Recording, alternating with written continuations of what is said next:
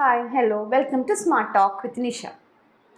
നിങ്ങളോ നിങ്ങളുടെ പേരക്കുട്ടികളോ അതല്ലെങ്കിൽ മക്കളോ ഒക്കെ CBSEയിലാണ് ഇപ്രാവശ്യം +2 എഴുതിയെന്നുണ്ടെങ്കിൽ ആ കുട്ടികളുടെ കാര്യത്തിനെക്കുറിച്ച് കുറച്ചും കൂടി ഒന്ന് സീരിയസ് ആയിട്ട് തന്നെ എടുക്കണം.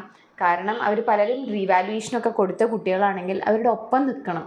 കാരണം അവർ ഭയങ്കര സ്ട്രെസ്ഡാണ്, അവർക്ക് ഭയങ്കര ടെൻഷനുമാണ്. നിങ്ങളെല്ലാവരും പേപ്പറിൽ വായിച്ചിട്ടുണ്ടാവും, ഏകദേശം 4 ലക്ഷത്തോളം കുട്ടികളാണ് റീവാലുവേഷന് കൊടുത്തത് CBSE.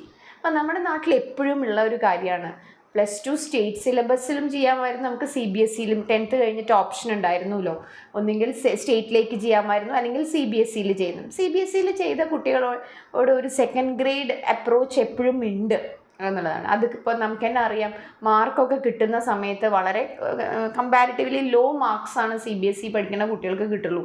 അതിനേക്കാൾ കൂടുതൽ മാർക്കൊക്കെ കിട്ടും സ്റ്റേറ്റിൽ. ഇതാണെങ്കിൽ എൻജിനീയറിങ്ങിൻ്റെ അഡ്മിഷന് ഈ മാർക്ക് എടുക്കുന്നുണ്ടല്ലോ. അപ്പോൾ ഇവരുടെ റാങ്ക് ലിസ്റ്റിലൊക്കെ ഇവർ താഴേക്ക് പോകാനൊക്കെ നല്ല ചാൻസ് ഉണ്ട്. അപ്പോൾ ചോദിക്കാം, എന്തിനാ പോയിട്ട് CBSEയിൽ പോയി ചേരാൻ പോയേ എന്ന് ചോദിക്കുന്ന ആൾക്കാരുണ്ട്. പക്ഷെ അതെന്തുകൊണ്ടാണെന്നുണ്ടെങ്കിൽ ചിലപ്പോൾ പാരൻസ് സെൻട്രൽ ഗവൺമെൻറ് എംപ്ലോയീസ് ആയിരിക്കാം. അപ്പോൾ അവർക്ക് 3 കൊല്ലം കൂടുമ്പോൾ ട്രാൻസ്ഫർ വരികയാണ്, അല്ലെങ്കിൽ 7 കൊല്ലം കൂടുമ്പോൾ ട്രാൻസ്ഫർ വരുന്ന സമയത്ത് ഈ ഓരോ ട്രാൻസ്ഫറും വരുമ്പോൾ കുട്ടികളുടെ സ്കൂൾ ഇങ്ങനെ മാറുന്നുണ്ടെങ്കിൽ നാച്ചുറലി കേന്ദ്രീയ വിദ്യാലയത്തിലൊക്കെ എന്ത് ചെയ്യേണ്ടി വരും, അഡ്മിഷൻ എടുക്കേണ്ടി വരും. അതല്ലെങ്കിൽ ചിലപ്പോൾ നമ്മുടെ വീടിൻ്റെ തൊട്ടടുത്ത് ചിലപ്പോൾ ഈ അൺഎയ്ഡഡ് സ്കൂൾ ഉണ്ടാവും, CBSE സ്കൂളുകൾ ഉണ്ടാവും. അപ്പോൾ എന്താ വെച്ചാൽ നമുക്ക് ഈസി ആയി, നമ്മൾ ജോലിക്ക് പോകുന്നു, നമ്മളെ സംബന്ധിച്ച് വളരെ ഈസി ആയിട്ട് ഇതായിരിക്കും, ഇവരെ ഇവിടെ മാനേജ് ചെയ്യുന്നതായിരിക്കാം. ചിലപ്പോൾ നമുക്ക് പേരൻസ് വീട്ടിലുണ്ടാവില്ല, നമ്മൾ അവർ തന്നെ ആയിരിക്കാം മാനേജ് ചെയ്യുന്നത്. അപ്പോൾ കുട്ടികൾക്ക് കുറച്ചും കൂടി ഈസി ആയിരിക്കാം. സോ ഇതൊക്കെ ആവാം, പല കാരണങ്ങളും ഉണ്ടാവും. അല്ലാണ്ട് എല്ലാവരും ഇങ്ങനെ സ്റ്റേറ്റ് സിലബസിനെ മോശമായി കാണുന്നത് കൊണ്ട് ഒന്നും അല്ല CBSEയിൽ പോയി ചേരുന്നത് എന്നുള്ളത്. പിന്നെ ഇവരുടെ 10th വരെയുള്ള അങ്ങനെയാവും പഠിച്ചു വന്നിട്ടുണ്ടാവുക, അത് കഴിഞ്ഞ് ഇവിടെ വന്ന് നാട്ടിൽ വന്ന് സെറ്റിൽ ചെയ്തതായിരിക്കും. അപ്പോൾ അതുകൊണ്ടൊക്കെയാണ് CBSEയിൽ ചേർന്നിട്ടുള്ളത്. അപ്പോൾ ഈ കുട്ടികളുടെ ഇപ്പോഴത്തെ ഒരു സിറ്റുവേഷൻ എന്താണെന്നുണ്ടെങ്കിൽ, അവർക്ക് പലർക്കും വിചാരിച്ച പോലെ മാർക്ക് കിട്ടിയില്ല എന്ന് കണ്ടപ്പോൾ റീവാലുവേഷന് കൊടുത്തു. എമൗണ്ടൊക്കെ പേ ചെയ്യണം റീവാലുവേഷന്. അത് റീവാലുവേഷന് ഒരു 100 റുപ്പീസ് കൊടുക്കണം. പിന്നെ റീവെരിഫിക്കേഷൻ ആണെങ്കിൽ ഓരോ ക്വസ്റ്റിന് 25 രൂപ വെച്ച് അഡീഷണൽ കൊടുക്കണം. ഇതൊക്കെ ചെയ്തപ്പോൾ ഫോട്ടോ കോപ്പിയൊക്കെ എടുത്ത് റീവാല്യൂ ചെയ്യാൻ നിന്നപ്പോൾ അവിടെ തെറ്റ് വന്നു, ഫോട്ടോ കോപ്പി ക്ലിയർ അല്ലാതെ വന്നു. ഈ കുട്ടികളുടെ ആൻസർ ഷീറ്റ് അല്ല ഫോട്ടോ കോപ്പി ആയിട്ട് വന്നത്. സോ ഇപ്പോൾ അതെന്തോ ഒരു പ്രശ്നത്തിലേക്കൊക്കെ അത് വീണ്ടും പോയി തുടങ്ങി. അപ്പോൾ ഇത് ലേറ്റ് ആവണം. അപ്പോൾ ഇത് ലേറ്റ് ആവുന്ന സമയത്ത് ഈ കുട്ടികൾക്ക് എന്താ വെച്ചാൽ സ്ട്രെസ് ഇപ്പോൾ കൂടുതലായിരിക്കാം.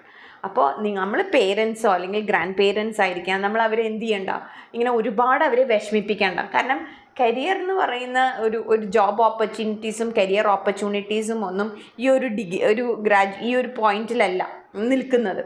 അത് എങ്ങനെയാണെന്നുണ്ടെങ്കിലും നമ്മൾ വിചാരിച്ച പോലെ സ്കിൽ ഓറിയൻറ്റഡ് ആയിട്ടൊക്കെയാണ് അത് മുന്നോട്ട് വരിക. അപ്പോൾ അവരിങ്ങനെ കുറേ, ഇപ്രാവശ്യം നിനക്ക് എൻജിനീയറിങ്ങിന് കിട്ടിയില്ലെങ്കിൽ, ഇപ്രാവശ്യം നിനക്ക് ആ കോളേജിൽ കിട്ടിയില്ലെങ്കിൽ നീ എന്താ ചെയ്യുക, ഓൾറെഡി അവർ പുറത്തേക്ക് കാണിക്കുന്നുണ്ടാവില്ല ഈ ടെൻഷനൊക്കെ. അവരിങ്ങനെ ഫ്രീ ആയിട്ട് നടക്കണമെന്നുണ്ടല്ലോ, അവർ ആലോചിക്കുന്നുണ്ട്, അവർ വൈകുന്നേരം ഇരുന്നിട്ട് സ്ക്രോൾ ചെയ്ത് നോക്കുന്നുണ്ട് ഓരോ ലിസ്റ്റുകളും.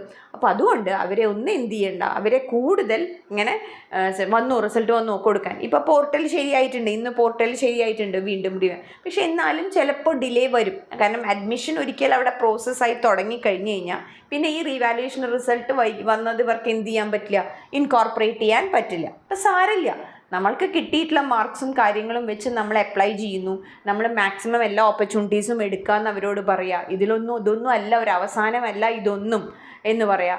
നമ്മൾ പൊരുതി ജയിക്കേണ്ടവരാണെങ്കിൽ പൊരുതി തന്നെ മുന്നോട്ട് പോകും. അത് നമുക്ക് അച്ചീവ് ചെയ്യാൻ പറ്റുന്നതാണ്, നമ്മളത് എന്ത് ചെയ്യും, അച്ചീവ് ചെയ്യും. അപ്പോൾ നമ്മൾ കുട്ടികളുടെ ഒപ്പം നിൽക്കേണ്ട സമയമാണ്. പിന്നെ ഞാനിപ്പോൾ അടുത്തൊരു വേറൊരു CBSEയിൽ നമ്മൾ ആലോചിക്കണം, നമ്മൾ പെട്ടെന്ന് കയറിയിട്ട്. ഇപ്പം ഞാൻ CBSEയിൽ കണ്ട ഒരു പ്രശ്നമാണിപ്പോൾ. ഞാനിപ്പോൾ എൻ്റെ മോൾക്ക് SSC വേണ്ടിയിട്ട് അപ്ലൈ ചെയ്യുന്ന സമയത്ത് സ്റ്റേറ്റ് കാഡറിൽ ഗ്രാജുവേഷൻ ലെവൽ എക്സാമാണ് വരുന്നത്. അപ്പോൾ ഇതിന് അപ്ലിക്കേഷൻ കൊടുക്കുന്നത്. അപ്പോൾ ഈ അപ്ലിക്കേഷൻ കൊടുക്കുന്ന സമയത്ത് ഗ്രാജുവേഷൻ ലെവലിൽ സ്റ്റേറ്റ് കാഡറിൽ ഇവർക്ക് അപ്ലൈ ചെയ്യാൻ പറ്റില്ല. കാരണം ഇവർക്ക് മലയാളം മെട്രിക്കുലേഷൻസ്, ഇപ്പോൾ അത്യാവശ്യം ആളും മലയാളം എഴുതും, വായിക്കും, ഒക്കെ ചെയ്യും, പറയും, ഒക്കെ ചെയ്യും നന്നായിട്ട്.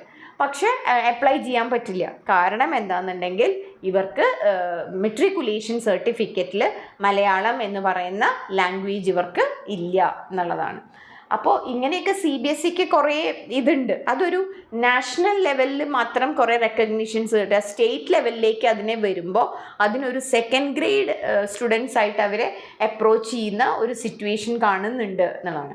അതേപോലെ തന്നെ സിലബസിൽ ഇപ്പോൾ 10th വരെ ഉള്ള ഒരു സിലബസ് കഴിഞ്ഞ് 12th കഴിഞ്ഞോ അല്ലെങ്കിൽ ആ സിലബസിൽ ഹയർ എഡ്യൂക്കേഷനിൽ വരുമ്പോൾ കോളേജസിലൊക്കെ വരുന്ന സമയത്ത് പലപ്പോഴും 2 സിലബസും സ്റ്റേറ്റ് സിലബസും CBSE സിലബസും തമ്മിൽ വേരിയേഷൻ ഉണ്ട്. അപ്പോൾ ഈ ഗ്രാജുവേഷൻ ലെവലിലേക്ക് വരുമ്പോൾ ടീച്ചേഴ്സ് ക്ലാസ് എടുക്കുന്ന സമയത്ത് സ്റ്റേറ്റ് ലെവലിലെ കുട്ടികളെ ഫോക്കസ് ചെയ്തിട്ടാണ് എന്ത് ചെയ്യുക, ഇത് നിങ്ങൾ പഠിച്ചതല്ലേ എന്ന് ചോദിച്ചിട്ട് അതിൻ്റെ അപ്പുറത്തേക്ക് പോകും. സത്യത്തിൽ ഇത് എവിടെ പഠിച്ചിട്ടില്ല, CBSE കരിക്കുലത്തിൽ ഇവർ പഠിച്ചിട്ടില്ല. അപ്പോൾ ഇന്നത് പഠിച്ചിട്ടില്ല എന്ന് പറഞ്ഞ് അവരെ ഒന്ന് ഒരു സ്പെഷ്യലൊക്കെ കൊടുത്ത് ഒരു അഡീഷണൽ 2-3 ഒരു ഓറിയൻറ്റേഷൻ ക്ലാസ്സൊക്കെ ടീച്ചേഴ്സ് ഒന്ന് അറേഞ്ച് ചെയ്ത് കൊടുത്തു കഴിഞ്ഞാൽ അതൊക്കെ വളരെ നന്നായി. ഒരിക്കലും CBSE പഠിക്കുന്ന കുട്ടികൾ ഒരു ജാട കുട്ടികളാണ് അങ്ങനെയൊക്കെ വിചാരിച്ചിട്ട്, പാവങ്ങളാണ് അവരും. അതേ വേറൊരു സ്ട്രീം എടുത്തു എന്ന് മാത്രമേ ഉള്ളൂ. അവർക്ക് ഇഷ്ടമൊരു സ്ട്രീം അപ്പുറത്ത് കിട്ടിയപ്പോൾ ആ സ്ട്രീം എടുത്തു. അതേപോലെ അവരുടെ ഫാമിലിയിൽ വരുന്ന ചില ഈ ട്രാൻസ്ഫറും കാര്യങ്ങളും അതുകൊണ്ട് അവരിത് ഓപ്ഷൻ എടുത്തു എന്നേ ഉള്ളൂ. അല്ലാണ്ട് കുറേ അവർ കേരളത്തിനെ വില വയ്ക്കാതെയോ ഇവിടുത്തെ സിസ്റ്റത്തിനെ വില വയ്ക്കാതെയോ ഒന്നും അല്ല അത് ചെയ്ത്. അപ്പോൾ ഗവൺമെൻറ്റും അതേപോലെ തന്നെ ഹയർ എഡ്യൂക്കേഷൻ ഡിപ്പാർട്ട്മെൻറ്റും അതേപോലെ ഞാനിപ്പോൾ പ്രത്യേകിച്ച് പറയുന്നത് ഫാമിലി മെമ്പേഴ്സും ഇവരെ നന്നായിട്ട് സപ്പോർട്ട് ചെയ്യണം. കാരണം ഇവർ ഡിപ്രഷൻ സ്റ്റേജിലേക്കും ഇവർക്ക് ഭയങ്കര സ്ട്രെസ്സും ഒക്കെ കൊടുത്തു കഴിഞ്ഞാൽ നമുക്ക് നമ്മുടെ കുട്ടികൾ തന്നെയാണ് വലുത്. So support them. Thank you.